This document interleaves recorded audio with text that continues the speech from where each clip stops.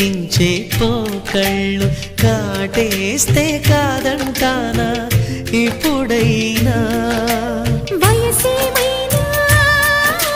సొగసేమైనా మరపించే మనసేమైనా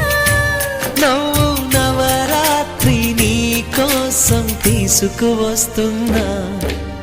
మైనా ఏమైనావే మన్మథ మాసం అయినా ఎంతైనా ఇది మెత్తని మోసం తీయనైన తీరిక తీర్చమంది కోరిక నీకు తోడు నేనే